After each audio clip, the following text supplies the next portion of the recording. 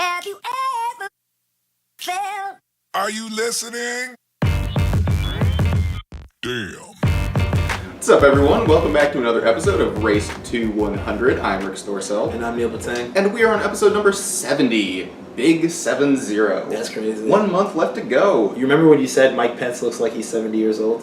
Mike Pence? Yes. He's actually 57, y'all. But We have some exciting news. Donald Trump recently picked his vice president on...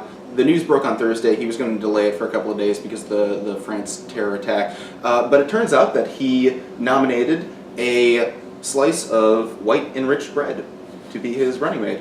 Isn't that exciting? this governor. No. I'm sorry. Mike Pence. Oh, I get those two confused so easy. It's kind of. I mean, if you put the images back to back once against one another, then it's hard to tell. And Mike Pence is this governor from Indiana, right? He is a governor from Indiana, and as you might assume, he is a Republican. And who is socially conservative and with fiscally Trump, conservative, you never know. correct? Yes, he's socially conservative. Generally speaking, he's socially conservative and fiscally conservative. So he's a relatively conservative guy, and like most of the other quiet Republican governors who are both socially and fiscally conservative, they are the scary type, because they're the type that actually get things done when it comes to their agenda. Okay. Whether it's rolling back abortion laws, whether it's denying same-sex marriage or rights, employment rights to the underprivileged, these individuals tend to know their way around politics and do it with carrying a big stick and talking softly. Do you know what his stance is, Rick's, on government aid? Welfare, food stamps, unemployment, disability, like... He generally toes the line when it comes to the Republican Party's perspective on this. Their party stance is one that tries to limit financial aid to the public, especially those who are underprivileged, in favor of more work-related benefits as it relates to the amount of work that you do should be proportionate to the amount of aid that you receive. So in Indiana, he's been a relatively effective governor. Indiana right now in the national polls looks as though they may vote for Trump. It leans Trump right now. Who knows what will happen? I would say with Pence's VP pick, it would swing Indiana to likely go for Trump this year. So, Ricks, I have a couple of questions about this. My first question, how much is he like the 2012 Vice President GOP nominee? Who was the 2012 Vice President nominee? The Speaker of the House, Paul Ryan. It was indeed Paul Ryan, who is now, in fact, Speaker of the House. Before, he was just a member of the House. Now he is the big dog, third in line to the presidency. How much are they the same? They're One's just a beefcake, but I would say aside from their muscle mass and hair color, I would say that their positions are pretty similar, and they're saying that this is the smart choice for Trump in the sense that he is more apt, as a former congressman himself, Mike Pence was, to get along with those in the House and the Senate. Yes. That he's able to more easily communicate Trump's crazy ideas to something more palatable when it comes to Speaker Paul Ryan or Mitch McConnell, the Senate Majority Leader. Okay. Now, the question is, what is Mike Pence's stance on Black Lives Matter and the black movements in this country in general? What would your guess be? If he's socially conservative, I would think that he's, without really staring, my opinion would be that he's against it. I mean, those that are socially conservative tend to be anti-Black Lives Matter.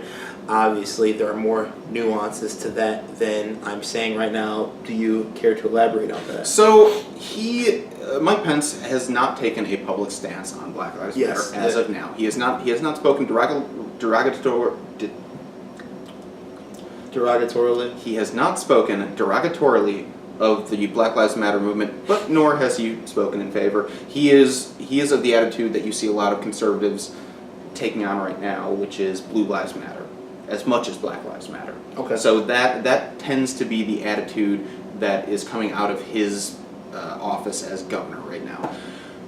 It's likely going to become more complicated for him as he becomes Trump's VP, because now he's going to have to take a stance He'll on some of be these more forced to take a controversial stance, issues. yeah. And the poor guy, he's going to be asked day after day, does he support or defend what Donald Trump has to say on any given news cycle? And I feel for the soul who has to be the standard bearer for the crazy train. And He's going to dance around all those questions. He'll never directly answer the question. yeah, So you'll never exactly know what he's saying. The best politicians do that. I have to say, You could have succeeded in politics. It's never too late. Y'all saw what I did there? That's very cute. Okay, hey, so Rix, I have another question. Yeah. So you know how people said in 2008 that John McCain choosing Sarah Palin hurt/tarnished his political campaign? It kind of hurt his chances because Sarah Palin isn't necessarily the sharpest crayon in the box. She's one of the prettiest crayons in the box, but I don't know if she's necessarily the sharpest. So, Yeah. do you think that Donald Trump choosing Mike Pence, governor of Indiana, helps, or I guess we'll find out? I would say the first rule, and this is like the mantra of all political scientists, is when you choose a VP, do no harm.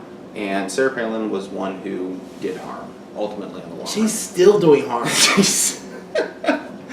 Ain't that the truth? So Mike Pence, he's the safe choice. It was down between him, Newt Gingrich, who I don't know if you know, former Speaker of the House. He was leader of the impeachment process for Bill Clinton back when he was president.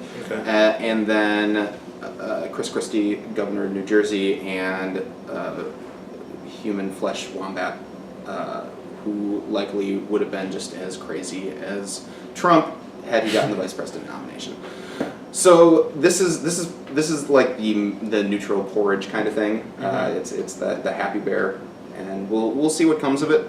I am doubtful that he has any real impact on the campaign, because Trump is he's such a force that it doesn't matter who his vice president's going to be, because he's going to be taking the stage every single day, every single news cycle for the next freaking 4 months. 4 months, man. Cool. Oh, this is just. It'll be interesting to see. It'll be interesting to see. Needless to say, and I think it'll be fascinating to see too, as we have this escalation of racial tensions, what Mike Pence's positions end up coming down on as the governor of a semi-conservative state. This will be a interesting line for him to walk as he goes around the country trying to campaign, because when it comes to minority issues, Republicans are not that good. And Donald Trump has only exacerbated that issue, and I don't think Mike Pence is going to do anything to heal that issue. Newt Gingrich might have, but Donald Trump chose another way. So Well said. we shall see. So, feel free to like, comment, or subscribe to our YouTube channel for more episodes of Race to 100.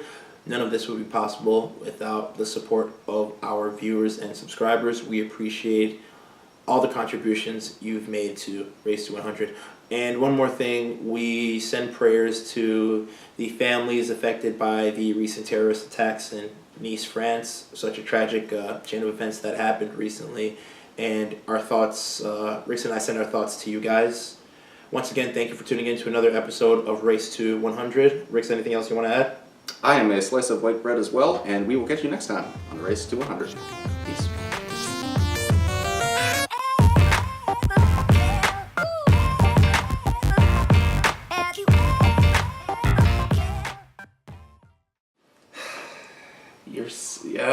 If he's fiscally conservative and socially conservative, I know what that means. But do you? Yes. People are nuanced. Rix, that means that he's I don't want to say he's anti. I mean, he's the governor of Indiana, the state where the KKK was founded. All right. What else needs? What? Tell me what do you think what is his opinion on black people? We'll talk about that, man. That's why I said you're gonna leave, and I'm just gonna sit here, You're gonna smile, sit here and just enjoy it and charm. Just take it.